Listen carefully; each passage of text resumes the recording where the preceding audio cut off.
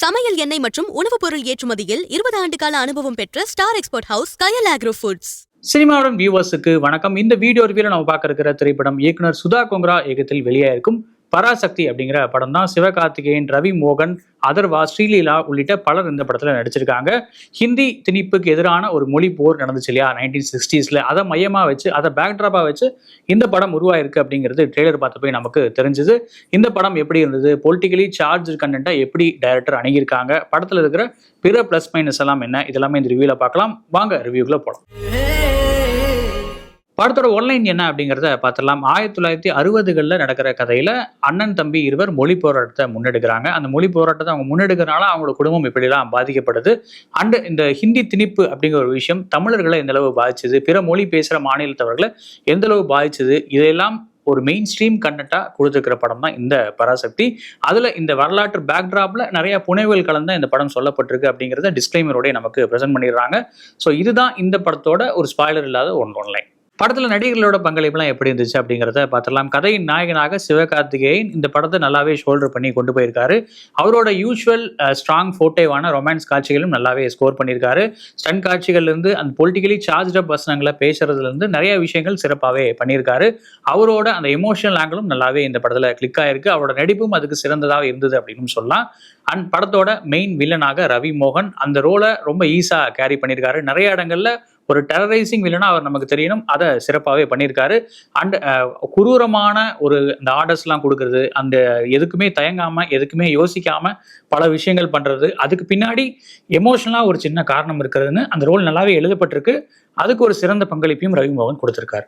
ரொம்ப நல்லா எழுதப்பட்ட ஒரு சப்போர்ட்டிங் ரோல்ல ஆப்டா பொருந்தி வராரு அதர்வா. சிஸ்கேவோட தம்பியா நல்லது ஒரு பெர்ஃபார்மன்ஸ். அந்த இளம் ரத்தம் அப்படிங்கிற ஒரு விஷயத்த நல்லாவே ஸ்க்ரீனில் டெபிக்ட் பண்ணியிருக்காரு. அவர் எடுக்கிற அந்த முன்னெடுப்புகள், பொலிட்டிக்கலி அவர் பேசுகிற விஷயங்கள் எல்லாமே ரொம்ப சரியா இருக்கு. அதை ரொம்ப நீட்டாகவும் போர்ட்ரே பண்ணியிருக்காரு அதர்வா அப்படின்னு சொல்லலாம். அவருக்கு நல்லதொரு ரோல் எழுதப்பட்டிருக்கு. இன்னும் கொஞ்சம் கூட அந்த ரோலுக்கு ஸ்கோப் இருந்திருக்கலாம் அப்படின்னு ஆதங்கப்படுற அளவுக்கு அவரோட பர்ஃபார்மன்ஸும் இருந்திருக்கு அப்படின்னு சொல்லலாம். அங்கங்க கொஞ்சம் யூஸ்வலான ஹீரோயின் ரோலா தெரிஞ்சாலும் அவங்களையும் முடிஞ்ச அளவு கதைக்குள்ள கொண்டு வந்திருக்கு ரைட்டிங். அந்த ரோலை புரிஞ்சுக்கிட்டு சிறப்பான ஒரு பங்களிப்பை கொடுத்துருக்காங்க. ஸ்ரீலீலா ஆரம்பத்தில் அவங்களோட ரொமான்ஸ் போர்ஷன்ஸ் கொஞ்சம் ஆஃப் இதாக தெரிஞ்சாலுமே யூஸ்வலான ட்ரூப்பா இருக்கு அப்படிங்கிறது ஃபீல் ஆனாலும் இந்த பொலிட்டிக்கல் விஷயத்துக்குள்ள அவங்க உள்ள வந்ததுக்கப்புறம் கதை நல்லாவே ஒர்க் அவுட் ஆயிருக்கு. அவங்களோட ரோலும் இன்னுமே மெருகேறி இருக்கு அப்படின்னு நினைக்கிறேன். 2 டைமென்ஷனுக்கும் நல்ல ஒரு பெர்ஃபார்மன்ஸை கொடுத்திருக்காங்க ஸ்ரீலீலா. முக்கியமான சப்போர்ட்டிங் ரோல்ஸ்ல வர குலப்புள்ளி லீலா, சிஎம்ஆ வர பிரகாஷ் பெலவேடி, பிருத்திவிராஜன் அண்ட் காளி வெங்கட்னு எல்லார்கிட்டையும் நல்ல ஒரு பெர்ஃபார்மன்ஸை வாங்கியிருக்காங்க டைரக்டர். அவங்க எல்லாருமே சிறந்த ஒரு பங்காற்றிருக்காங்க. அவங்களோட எக்ஸ்பீரியன்ஸை ப்ரூவ் பண்ணியிருக்காங்க அப்படின்னு சொல்லலாம். அங்கங்க கேமியோ ரோல்ஸ்ல எட்டி பார்க்குற அண்ணாவா வர சேட்டன் அண்ட் கலைஞர் கருணாநிதியா வர குரு சோமசுந்தரம், இவங்களை தாண்டி ராணா, பேசில் ஜோசப், டாலி தனஞ்சயான்னு எல்லாருமே நீட்டான பெர்ஃபார்மன்ஸ், தேவையான கூஸ் பம்ஸை நமக்கு கொடுத்துட்டு போயிருக்காங்க அப்படின்னு சொல்லலாம். படத்தோட பாசிட்டிவ்ஸ் என்ன அப்படிங்கிறத பார்த்துலாம். படத்தோட முதல் காட்சி ரொம்ப ஸ்ட்ராங்காக தான் ஆரம்பிக்கப்படுது. ஒரு பெரிய ஒரு ட்ரெயின் கலவரம் நடக்குது 1959. அதோட ஆஃப்டர் மேத்தா எஸ்கேவோட பாதை வேற ஒரு பக்கம் போயிருது. அந்த ஒரு ஆஃப்டர் மேத்தில் ரவி மோகனோட வாழ்க்கையும் கொஞ்சம் பாதிக்கப்படுது. இந்த 2 பேரலல்ஸையும் காட்டின விதம் ரொம்ப நல்லாவே இருந்தது. டைட்டில் கார்டு போடுற வரைக்குமான அந்த ஃபுல் லென்த் காட்சி வந்து ரொம்ப நல்லாவே எடுக்கப்பட்டிருந்தது. ஒரு நல்ல பிரமிஸ்கான செட்டப் அதில் இருந்துச்சு அப்படின்னு சொல்லலாம். ரொம்ப ஸ்ட்ராங்கான ரைட்டிங் அதில் வெளிப்பட்டுச்சு. அதே மாதிரி இன்னும் சிறப்பாக எழுதப்பட்ட இன்னொரு காட்சி என்ன அப்படின்னா, ஆரம்பத்தில் அந்த எஸ்கேவோட அந்த மனமாற்றம் அப்படிங்கிறது, இந்த புரட்சி மோடு வேண்டாம் அப்படின்னு சொல்லி விட்டுட்டு போறதுக்கான காரணம் அப்படிங்கிறது கொஞ்சம் ஆஃப் ரோடா நமக்கு ஃபீல் ஆனாலும் திரும்ப அந்த புரட்சிக்கு அவரை இழுத்துட்டு வர அந்த காட்சி சிறப்பாகவே எழுதப்பட்டிருந்தது. ஐயா கண்ணு அப்படிங்கிற அந்த சப்போர்ட்டிங் கேரக்டரோட மரணம் எந்த அளவு இவரை ட்ரிகர் பண்ணுதுன்னு காட்டின விதம், அந்த சீன்ஸை எடுத்த விதம், அதுல எஸ்கேவோட பெர்ஃபார்மன்ஸ்னு எல்லாமே அந்த டிக் பாக்ஸஸ் இருக்கும் இல்லையா, அது எல்லா டிக் பாக்ஸையும் கிளிக் அடிக்கிற சீனா இருந்துச்சு அப்படின்னு சொல்லலாம். அண்ட் ஹிந்தியோட ஆதிக்கத்தினால மக்கள் எந்த அளவு பாதிக்கப்பட்டாங்க அந்த காலத்துல அப்படின்னு காட்டுற காட்சி எல்லாமே நல்லாவே எழுதப்பட்டிருக்கு. ஒரு போஸ்ட் ஆஃபீஸ்ல மணி ஆர்டர் அனுப்புனா கூட ஹிந்தியில ஃபார்ம் நீட்டுறப்போ 8வது வரைக்கும் கிளியர் பண்ண ஒருத்தங்க எப்படி அந்த அளவு பாதிக்கப்படுறாங்க, எந்த அளவு அவங்க வந்து தன்னோட அந்த கான்ஃபிடென்ட்டை இழந்து பேசுறாங்க அப்படிங்கிறது எல்லாமே நீட்டாவே போர்ட்ரே பண்ணியிருக்காங்க. ஹிந்தி திணிப்பு அப்படிங்கிற ஒரு விஷயம் எந்த அளவு தமிழ் சமூகத்தை பாதிச்சதுன்னு ரொம்ப தெளிவா பதிவு பண்ணியிருக்கிற படம் இது அப்படின்னு கூட சொல்லலாம். அந்த சீன்ஸ் எல்லாத்துலயுமே சித்தரிக்கப்பட்டவைன்னு சென்சார் ஆட் பண்ணது மட்டும்தான் கொஞ்சம் ஆடா இருந்ததே தவிர அந்த காட்சிகள் பவர்ஃபுல்லாவே இருந்தது. எகைன் இந்த ஹிந்தி திணிப்போட இம்பாக்டை காட்டுறதுக்கு இன்னும் பவர்ஃபுல்லா எழுதப்பட்ட ஒரு சீன்னா அது செலியன் கேரக்டர், அதாவது சிவகார்த்திகேயன் கேரக்டர் இன்டர்வியூ அட்டன் பண்ற காட்சி தான். ஒரு மத்திய சர்க்கார் உத்தியோகத்துக்காக அவர் போய் அந்த வேலையை அட்டன் பண்றப்போ அங்க நடக்கிற கான்வர்சேஷன்ஸ், செலியன் அப்படிங்கிற அவரோட பேரை கூட இவங்களுக்கு சரியா சொல்ல முடியாத ஒரு சிக்கல், இந்த மாதிரியான விஷயங்கள்லாம் ரொம்ப நல்லாவே டெபிட் பண்ணப்பட்டிருந்தது. அது எடுக்கப்பட்ட விதம் ரொம்ப பவர்ஃபுல்லா இருந்தது.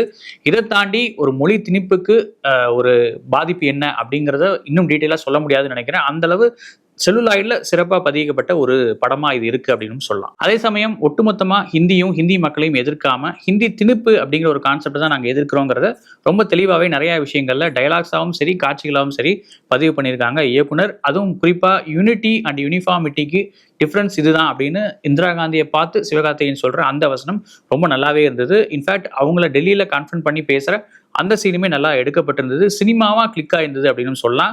டெல்லியில நடக்கிற அந்த ஸ்ட்ரெச்சுமே இந்த படத்துக்கு ஒரு முக்கியமான ஒரு சீன் அப்படின்னு சொல்லலாம். ரவி கே சந்திரனோட சினிமோட்டோகிராஃபி, சதீஷ் சூரியோட எடிட்டிங்னு இந்த படத்துக்கு நல்ல ஒரு ஆம்பிளான சப்போர்ட்டை 2 பேருமே கொடுத்துருக்காங்க.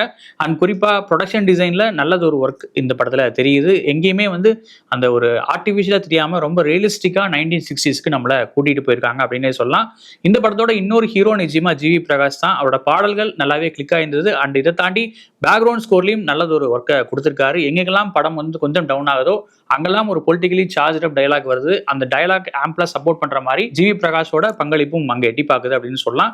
நிறைய காட்சிகள் நம்ம கூஸ் பம்ப்ஸ் கொடுக்கறதுக்கு காரணம் ஜிவி பிரகாஷோட பின்னணி இசை அப்படின்னு சொல்லிடலாம். படத்துல இதெல்லாம் பெட்டரா இருந்திருக்கலாம் அப்படிங்கிறத பார்த்துடலாம். பொதுவாகவே ஒரு மிகப்பெரிய வரலாற்று சம்பவத்தை பின்னணியா வச்சு அதை பேக்ட்ராப்பா வச்சு ஒரு படம் எடுக்கிறப்போ அதுல புனைவு கலந்து எடுக்கிறப்போ ஒரு பிரச்சனை எட்டி பார்க்கும். அது என்ன அப்படின்னா, எது வரலாறு எது புனைவுங்கிற ஒரு குழப்பம் நமக்கு இருந்துட்டே இருக்கும். இந்த காட்சி ஹிஸ்டாரிக்கலா நடந்ததா இல்லை இது கொஞ்சம் அடிஷனலா சினிமாவுக்காக சேர்க்கப்பட்டதா அப்படிங்கிற ஒரு குழப்பம் இருக்கும்.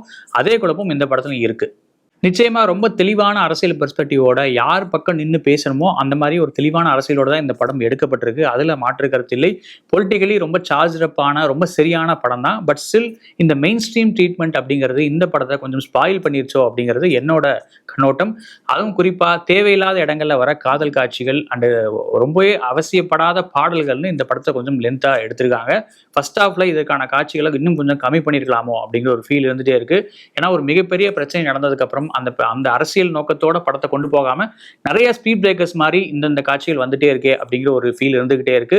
இந்த மெயின் ஸ்ட்ரீம் ட்ரீட்மெண்ட் இந்த காலத்துல அவசியமா அப்படிங்கிற ஒரு கேள்வியும் இருக்கு. ஏன்னா மக்கள் ராவான பொலிட்டிக்கல் படங்கள் ரொம்ப எங்கேஜிங்கா இருந்துச்சுன்னா கண்டிப்பா பார்ப்பாங்க அப்படிங்கிற ஒரு இது இருக்கிறப்போ இதுல இந்த அளவு சினிமாத்தனம் கலக்கணுமா அப்படிங்கிற ஒரு கேள்வி எனக்குள்ள இருந்துட்டே இருந்துச்சு.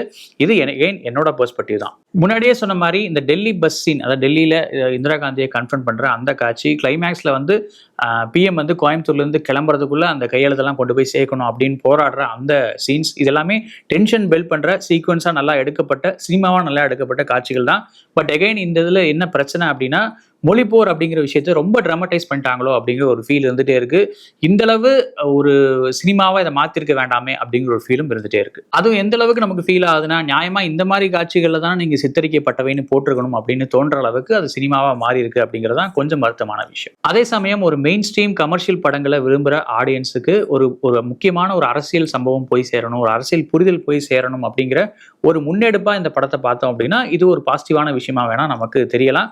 பட் ஸ்டில் எனக்கு அந்த விஷயம் உறுத்தலா இருந்தது அப்படிங்கறத இங்க பதிவு பண்ணிக்கிறேன். படத்தோட ஓவரால் வேர்டிக்ட் என்ன அப்படின்னா, ஒரு முக்கியமான அரசியல் சம்பவத்தை ஸ்டோரியா அண்ட் ஸ்கிரீன் பிளேவா இந்த மெயின் ஸ்ட்ரீம் ட்ரீட்மெண்ட்டை அப்ரோச் பண்ண விதத்துல சிக்கல் இருந்தாலும் கமர்ஷியலா இந்த மூவி நம்மளை என்டர்டைன் பண்ணவே செய்து இந்த ட்ரெயின் எங்கேயுமே நிக்காம டெஸ்டினேஷன் நோக்கி கரெக்டா பாஞ்சிருக்கு அப்படின்னு சொல்லலாம்.